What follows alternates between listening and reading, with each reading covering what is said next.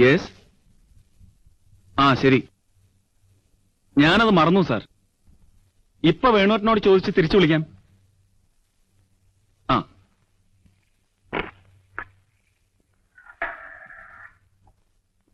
Mary, മുതലാളി വന്നില്ലേ? വന്നു, ഉടനെ പോവും ചെയ്തു.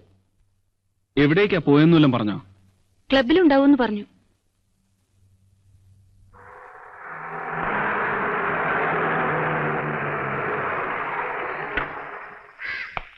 വേണു മുതലാളി വന്നോ മാധവ? വന്നു, വന്നിട്ട് അപ്പൊ തന്നെ പോയി.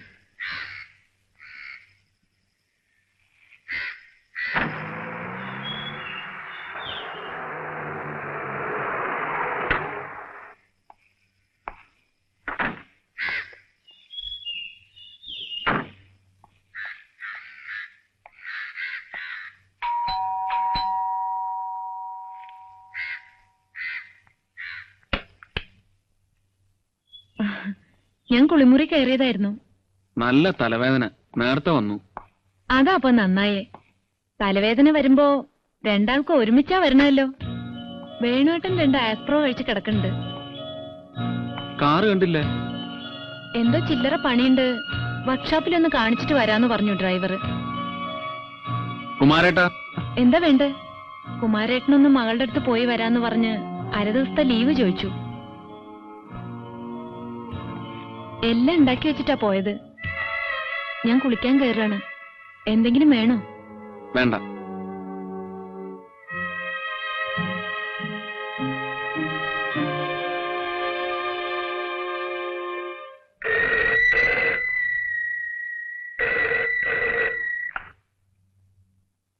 Yes. Speaking. That's good. Very good. Fine. I will send Rajan. That's always better. Dekhenge bye, dekhenge. Bye. Thank you.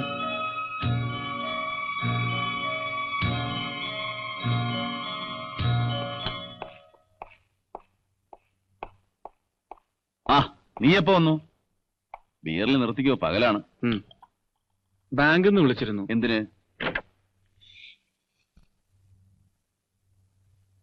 ഇപ്പൊ എങ്ങനെയുണ്ട്? കുറവുണ്ട്. 1 മണിക്കൂർ നേരം എരിപൊരി സഞ്ചാരം കൊണ്ടു. ബോംബെന്ന് കാള് വന്നു. സ്റ്റെർലിംഗ് ഗ്രൂപ്പിന്റെ GM നാളെ മുതൽ 2 ദിവസം ബോംബെയിലുണ്ടാവും. മറ്റന്നാൾ രാവിലേക്ക് അപ്പോയിന്റ്മെന്റ് ഫിക്സ് ചെയ്തിട്ടുണ്ട്. നാളെ നീ ബോംബെക്ക് പോണം. ദാ ഇവിടെ ഒരു 4 ദിവസത്തെ കാഷ്വൽ ലീവ് കൊടുക്കണം.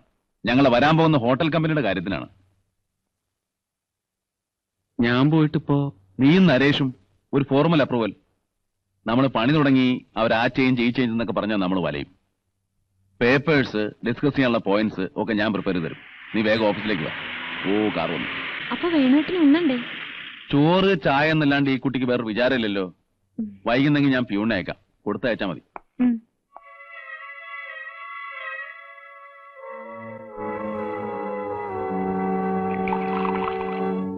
ലഞ്ചോ ഡിന്നറോ എന്ത് വേണേ കൊടുത്തേക്ക്. അയാൾ പറഞ്ഞാൽ അതിലപ്പുറമില്ല. ഇത്തിരി താണ് തൊഴു നിന്നാ സന്തോഷാവുന്ന ടൈപ്പാണ് അത്രേ.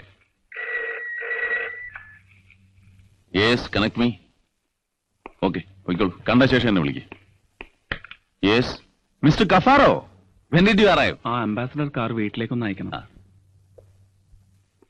Always welcome. Plenty, but no bargain mister കഫാറോ.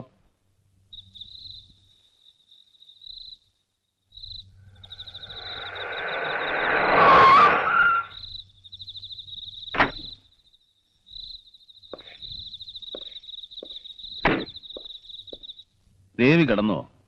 ഇല്ല, കഴിച്ചിട്ടുമില്ല. വന്നിട്ട് മതിയെന്ന് പറഞ്ഞു. ഓ മൈ ഗോഡ്, ഞാൻ രാജൻ പറഞ്ഞ കാര്യം മറന്നു. കാർ അയക്കാൻ എന്നെ ഒന്ന് വിളിക്കായിരുന്നില്ലേ? ഏയ്, അത്യാവശ്യമൊന്നും ഉണ്ടായിരുന്നില്ല. രാജേട്ടൻ പറഞ്ഞു നാട്ടിൽ വേണമെങ്കിൽ പൊയ്ക്കോളാൻ. വർക്ക്ഷോപ്പിൽ നിന്ന് ഡ്രൈവർ വന്നില്ല. അയാളെ കണ്ടാൽ ഓർക്കുമായിരുന്നു. ടാക്സി, പരിചയമുള്ള ടാക്സിയിലുണ്ട്, അയക്കായിരുന്നല്ലോ. രാജേട്ടൻ പറഞ്ഞേ ഉള്ളൂ. പോവണ്ട വിശേഷിച്ച് കാര്യമൊന്നുമില്ല. കഴിക്കാറായില്ലേ? നേരത്തെ എത്തണമെന്ന് വിചാരിച്ചിട്ടും വൈകി. വീട്ടിലാവുമ്പോഴും അച്ഛൻ വരാൻ ഒരുപാട് വൈകും. ഒരു ഇറ്റലിക്കാരൻ, ഇംഗ്ലീഷും ശരിക്കറിയില്ല. ഭയങ്കര അധ്വാനമാണ് അയാളോട് സംസാരിക്കാന്ന് വെച്ചാൽ. പക്ഷെ അയാൾ മാക്സിമം മരം വാങ്ങിക്കുന്നത് നമ്മുടെ അടുത്തുനിന്നാ. Give me a drink. വേണോ? ജസ്റ്റ് 1. 3 എണ്ണമാണ് സ്ഥിരം കോട്ട. രണ്ടെണ്ണം സായിപ്പിനൂടെ കഴിഞ്ഞു. ചെല്.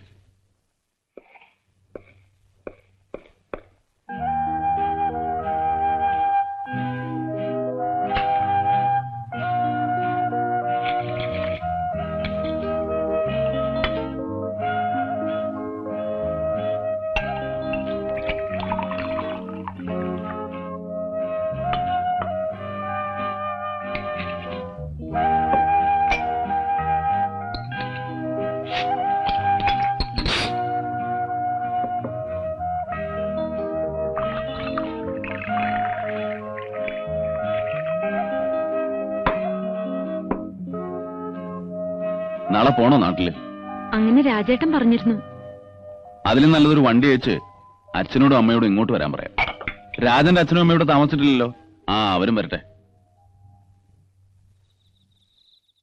വേണമെങ്കിൽ 2 വണ്ടി അയക്കാം. കുട്ടികളും വരട്ടെ. വെക്കേഷൻ അല്ലേ? വീട് നിറച്ച ആളുണ്ടാവുന്ന ഒരു രസല്ലേ? ഫൈൻ, അത് ചെയ്യാം. കുമാരേട്ടന്റെ സഹായത്തിന് ക്ലബിൽ നിന്ന് ഒരാളെ കൂടെ വിളിക്കാം. ഈസി.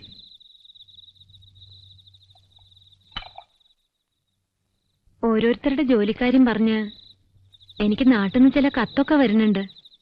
നാട്ടിൽ ചെന്നാ അതാവും ഇനിയൊരു ശല്യം. എന്ത് ചെയ്യാൻ? വരുന്ന ഓരോ കേസും കേട്ടാ നമുക്ക് വിഷമം തോന്നും. സാധിക്കണ്ടേ? കണക്കെഴുത്തെന്നും പറഞ്ഞ് എനിക്ക് ആദ്യം കിട്ടിയ ജോലി ചെന്ന് നോക്കിയപ്പോ തോട്ടപ്പണിയായിരുന്നു. ഒരു സേട്ടുവിന്റെ വീട്ടിൽ. ശിവേട്ടൻ ശ്രമിച്ചിട്ട് കിട്ടിയതാ. ഒരു 6-7 മാസം നോക്കി. പണി എങ്ങനെ ഉണ്ടോ എന്ന് ചോദിക്കും. കൊള്ളാന്നേ പറയൂ. പുല്ലുവെട്ടലും വേലി കത്തിരിക്കലും ഒക്കെയാണ് ജോലിയൊന്നും മിണ്ടിയതേ ഇല്ല. വേണുവേട്ടന്റെ എക്സ്പീരിയൻസ് ഭയങ്കരാണല്ലോ. അതും നല്ലതാ.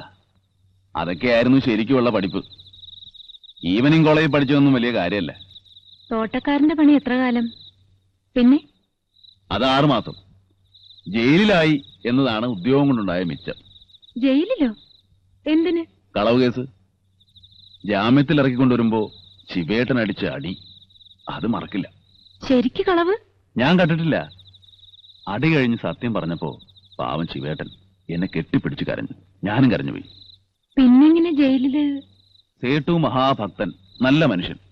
അയാളും വിശ്വസിക്കുന്നല്ലോ എന്നതായിരുന്നു സങ്കടം. സേട്ടൂത്തിയുടെ മാല മോഷണം പോയി. കട്ടത് ഞാനാവാനേ വഴിയുള്ളെന്ന് ആയമ്മ തറപ്പിച്ച് പറഞ്ഞപ്പോ അയാൾ പോലീസിനെ വിളിച്ചു. ആരാ ശരിക്ക് കട്ടത്? ആരും കണ്ടിട്ടില്ല. വെറുതെ പറഞ്ഞതാ. വെറുതെ? ആ, സേട്ടുവിന്റെ പാർട്ട്ണറുടെ മകൻ ഒരു അഴകുഴമ്പൻ യൂസ്ലെസ് ഉണ്ട്. വേലക്കാരിത്തള്ള എന്തിനു വിളിച്ച് അകത്തു പോയപ്പോ ആ ചെക്കനും ആ അമ്മയും തമ്മില് അപകടത്തിൽ ഞാനത് കണ്ടുപോയി. നാണക്കേട്. സത്യം പറയായിരുന്നില്ലേ? സേട്ടുവിനോട് എങ്ങനെ പറയും? പറഞ്ഞാൽ ആര് വിശ്വസിക്കും? ജീവിതത്തിന്റെ ഓപ്പൺ യൂണിവേഴ്സിറ്റിയിൽ നിന്ന് പഠിച്ച ആദ്യത്തെ പാഠം, സത്യമെന്നത് ചിലവാകാത്ത കള്ളനാണയം. വരൂ, കഴിക്കാം. ആ, പിന്നൊരു കാര്യം. കുമാരേട്ടന് നേരത്തെ ഇൻസ്ട്രക്ഷൻ ഉള്ളതാണ്. എന്നെ ഭക്ഷണത്തിന്റെ കാര്യത്തിൽ വെയിറ്റ് ചെയ്യരുത്. സമയമാകുമ്പോ കഴിച്ചോളുക. ടൈമിന് ഭക്ഷണം കഴിക്കാൻ എനിക്ക് പലപ്പോഴും പറ്റാറില്ല. വേണമെന്ന് വിചാരിച്ചാൽ തന്നെ. അങ്ങനെ പോരാ. ഇനി ഞാനിത് ശാസിക്കാൻ പോവാണ്. ആരോഗ്യം നോക്കുന്നില്ലെന്ന് കുമാരേട്ടനും പറയുന്നുണ്ട്. നോക്കാം, ശ്രമിച്ചു നോക്കാം.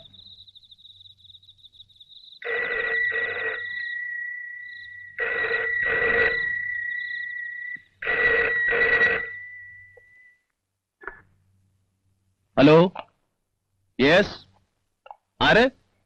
ആ, രാജനോ? ഫ്ലൈറ്റ് ടൈമിനായിരുന്നോ? ആ, ശരി. ദേവിയോ? ഇല്ല, പോയിട്ടില്ല. ഇവിടെ തന്നെ ഉണ്ട്. ഇതാ കൊടുക്കാം. ദേവി, രാജന, ബോംബെന്ന്. ഹലോ ഹലോ ഹലോ, കേക്കണില്ലല്ലോ. ഹലോ ഹലോ, ലൈൻ കട്ടായി. നമ്മുടെ ടെലിഫോൺ സിസ്റ്റം. വെറുതെ വിളിച്ചതാ, കാര്യമൊന്നുമില്ല. 11:30. ഇരിക്ക്, ഞാൻ കഴിച്ചു കഴിയാൻ കാത്തിരിക്കണ്ട.